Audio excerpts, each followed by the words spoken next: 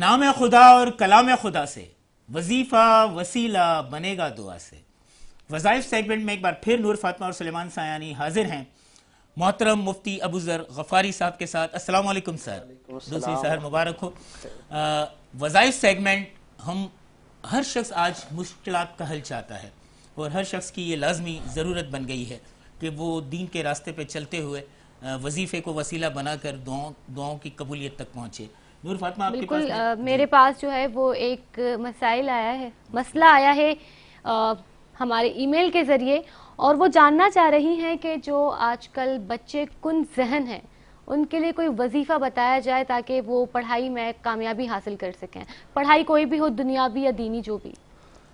بسم اللہ الرحمن الرحیم، نحمدہ ونصلی علی رسولہ الکریم، اما بعد فاعوذ باللہ من الشیطان الرجیم، بسم اللہ الرحمن الرحیم، وقال ربکم ادعونی استجب لکم، صدق اللہ العظیم۔ سلیمان صاحب بہت بہت شکریہ، آپ کا بہت بہت شکریہ۔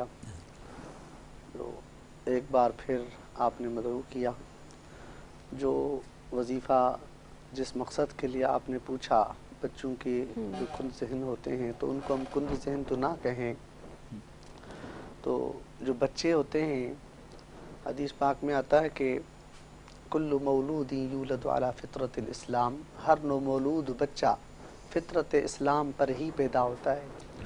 وَكَانَ أَبَوَاهُ يُهَوِّدَانِهِ وَيُنَصِّرَانِهِ وَيُمَجِّسَانِهِ، اس کے والدین اس کو یہودی بنا دیتے ہیں یا نصرانی بنا دیتے ہیں۔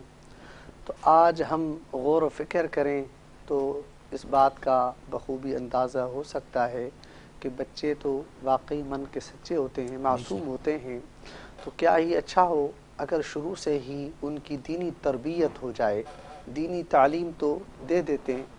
پورے الحمدللہ پاکستان کے اندر یہ فضا موجود ہے کہ ہر والدین اپنے بچوں کو قرآن کریم کی تعلیم ضرور دیتے ہیں، لیکن اس کے ساتھ ساتھ ضرورت اس بات کی ہے تعلیم کے ساتھ ساتھ ہم ان کی صحیح تربیت بھی کریں۔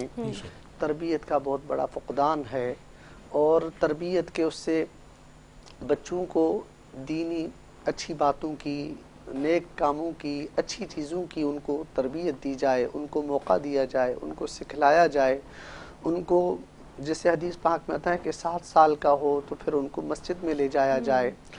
آج بہت ہی افسوس کے ساتھ کہنا پڑتا ہے کہ ہم خود ہی دین پر نہیں چل رہے، تو بچے کس کو آئیڈیل بنائیں گے، کس کو بچے دیکھیں گے؟ بچے دیکھتے ہیں والدین کو کہ ان کے والدین کیا کر رہے ہیں، کیا وہ نماز پڑھتے ہیں یا نہیں، یا ان کے والدین کا کیا اثر ہے۔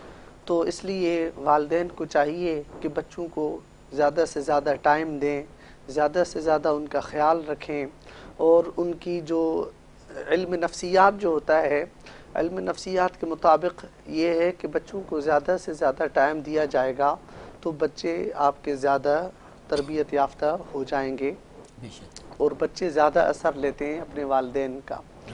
تو جو آپ نے پوچھا کہ کند ذہن ہو جاتے ہیں بچے، اب کند ذہن کیوں ہو جاتے ہیں، کند ذہن کی وجہ کیا ہے؟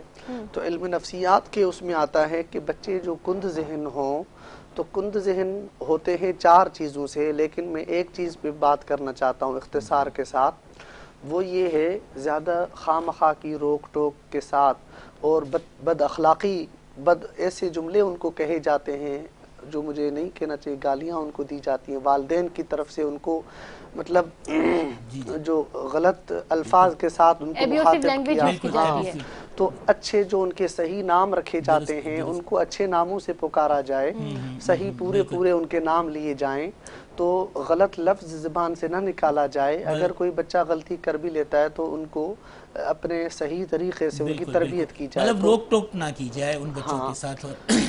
تو اس کے ساتھ پھر بھی اگر کوئی بچہ کند ذہن ہو جاتا ہے تو اس کو پھر یہ ہے کہ 4 بار آیت الکرسی پڑھ کے، اول آخر درود شریف 3 بار پڑھ کے بچے پہ روزانہ والدین دم کریں، اور والدین اس بات کو معمول بنا لیں گھروں کے اندر کہ خود روزانہ کی بنیاد پر بچوں پہ دم کریں، اور روزانہ رات کو سونے سے پہلے بچوں کے اوپر دم کر کے خود اپنے اوپر دم کریں۔ یہ قرآن کریم اس کا اثر ہے تو اول آخر درود شریف کے ساتھ 4 بار آیت الکرسی پڑھ کے. کوئی وقت ہے اس کا یا پھر دن میں کسی بھی وقت پڑھی جائے؟ کوئی وقت نہیں ہے، کسی بھی وقت پڑھ سکتے ہیں، لیکن معمول رات کو سونے سے پہلے اور صبح اٹھنے سے پہلے، اٹھنے کے بعد یہ اس کو معمول بنائیں. بہت زبردست، بہترین، اور یہ وظیفہ انشاءاللہ سب کو کام آئے گا. ہمارے پاس اگر کوئی آیا نہیں تو ایک میرے دل میں ایک سوال ہے اور میں چاہوں گا کہ مختصر اس کا بھی بتا دیں. آج کل خانگی جھگڑے بہت زیادہ بڑھ گئے ہیں، بچوں میں بھی ان کی تربیت میں جو خامی اور کمی رہ رہی ہے اس کی وجہ ہی یہ ہوتی ہے کہ شوہر اور بیوی جیسے مقدس رشتے میں باہمی اختلافات بہت جنم لیتے ہیں، دوریاں ہو جاتی ہیں. تو گھر کا ماحول الفت سے کس طرح الفت کے ساتھ جوڑا جائے، وہ رشتے کس طرح قائم و دائم کیے جائیں، اس کے لیے کوئی وظیفہ بتائیں. اللہ عز و جل قرآن پاک میں ارشاد فرماتے ہیں ہن لباس لکم وانتم لباس لہن، وہ تمہارا لباس ہیں اور تم ان کا لباس ہو. بے شک میاں بیوی کے اس رشتے کو اللہ تعالیٰ نے لباس کے ساتھ تشبیہ دی ہے کہ لباس کے ساتھ تشبیہ دینے کا کیا مقصد ہے؟ کیونکہ لباس انسان کے زیادہ قریب ہوتا ہے، لباس انسان کی حفاظت کرتا ہے، لباس انسان کو چھپاتا ہے. اسی طرح میاں بیوی کے درمیان اگر کوئی ایسی بات ہو بھی گئی ہے تو لباس کو مد نظر رکھتے ہوئے ایک دوسرے کے عیوب کی پردہ پوشی کریں، ایک دوسرے کی باتوں کو اپنے تک رکھیں، زیادہ ادھر ادھر نہ پھیلائیں. ان سے ہی تعلقات خراب ہوتے ہیں. اور جو ایسے گھر کے اندر ماحول خراب ہوتا ہے وہ زیادہ تر ساس سسر کے رویوں کی وجہ سے یا اس طرح کے گھریلو رویوں کی وجہ سے ہو جاتا ہے.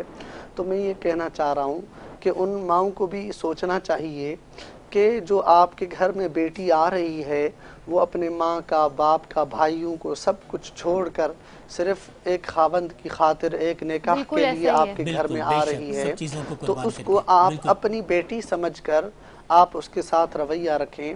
اور جو شوہر ہے اس کی پوری ذمہ داری ہے صحیح طور پر اپنی اہلیہ کے ساتھ صحیح رہے. اسی طرح جو اہلیہ ہیں جو ان کو بھی حق ہے کہ اپنے شوہر کے اور ان کے حقوق کی حفاظت کرے، ہر اعتبار سے ان کی حفاظت کرے. ان کی والدہ کو اپنی والدہ سمجھے، وہ یہ نہ سمجھے کہ یہ میری ساس ہے، بلکہ یہ سمجھے وہاں پہ تھی وہ میری ماں تھی، اب یہاں ہوں تو یہ میری ماں ہے. تو اس کے لیے وظیفہ کوئی ارشاد فرما دیں گے آپ فوری طور پر؟ اس کے لیے اب وظیفہ ایسے میں بتا دیتا ہوں کہ قرآن پاک کی آیت ہے سورہ طٰہٰ کی، وَأَلْقَيْتُ عَلَيْكَ مَحَبَّةً مِّنِّي، یہ آیت ہے سورہ طٰہٰ کی. تو اس کے اندر یہ آپ روزانہ عشاء کی نماز کے بعد 100 بار پڑھ کر اور دودھ کے اوپر دم کر کے یا کسی بھی میٹھی چیز کے اوپر دم کر کے آپ اگر شوہر کے درمیان اس کے دل میں کوئی ایسی بات ہے تو اس کو پلا دیں. اگر اہلیہ کے دل میں ایسی کوئی ناراضگی ہے تو ان کو پلا دیں، باہمی الفت آپس میں ہاں باہمی الفت ہو جائے گی. بہت زبردست، بہت شکریہ آپ کا. آج وظائف سیگمنٹ میں 2 اہم ترین مسائل کے ہم نے وظیفے جانے، اور انشاءاللہ اگر ہم ان وظائف پہ عمل کریں گے تو اللہ تعالیٰ خیر و برکت ڈالے گا. تو وظائف سیگمنٹ ہمارا یہیں تک تھا. آج ہمارا وظائف سیگمنٹ یہیں تک تھا.